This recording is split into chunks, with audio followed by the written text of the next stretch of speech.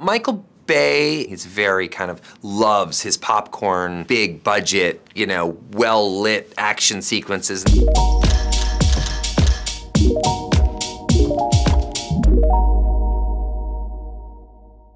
I'd have to say Buried. It's a Rodrigo Cortez movie that I did. We shot it in 17 days. The whole movie takes place in a coffin.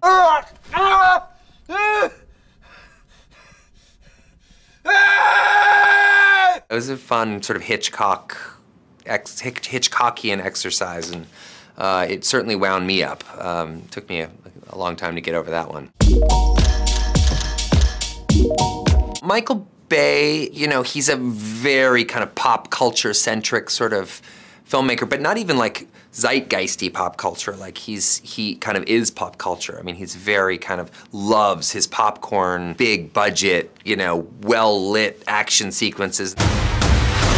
You see that? Yes, you see that? One thing I took away from working with him was that he actually is really quite a genius visually. He shoots a lot of the movie himself, and he's very good at placing the camera and telling the story through that lens. And I understood going in the chaos that comes around, you know, Michael and how he shoots and all that kind of stuff.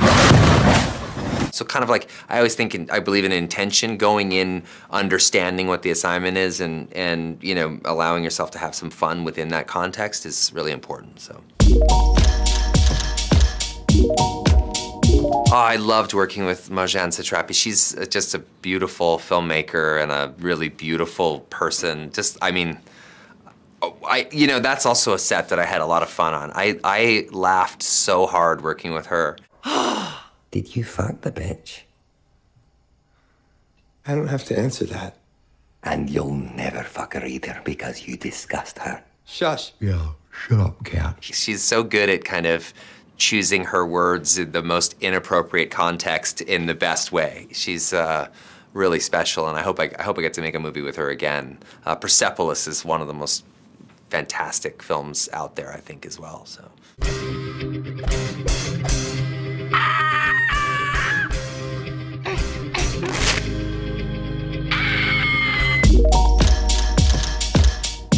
I made a short film for Deadpool called No Good Deed. Nice suit. Zip it, Stanley.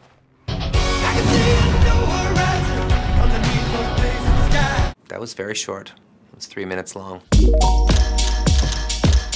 Although it didn't help, Green Lantern. Oh yeah? Yes.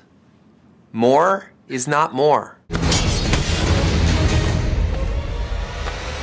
Yeah, that was the longest shoot. It had some organizational issues, I think. So, you know, that was really the movie that inspired me to produce movies, really. It was slightly frustrating just from an organizational standpoint. I remember thinking, oh wow, I'd love to have some say in that, and you know, that's sort of the path I ended up going down. So.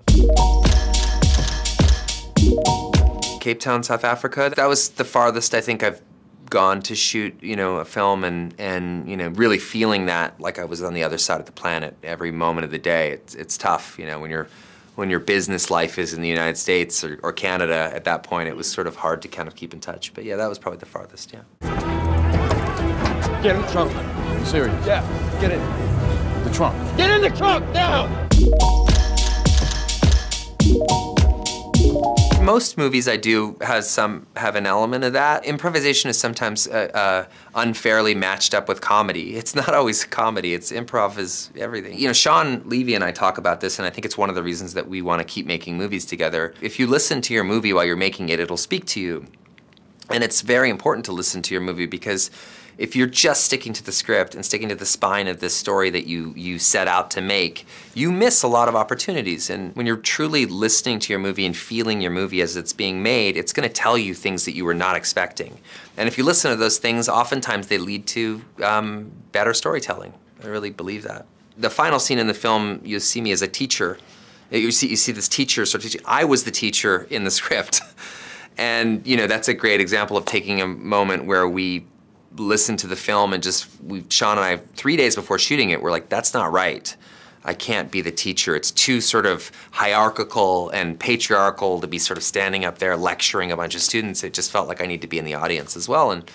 And we changed it, and it was hard to change because we were shooting in a pandemic, and we had to find a new actor, someone who could play the teacher, and you know, we had to rewrite this thing overnight. And so Sean and I just kind of sat and put our heads together and made it work. But that's a great example of listening to the movie and something good happening from it.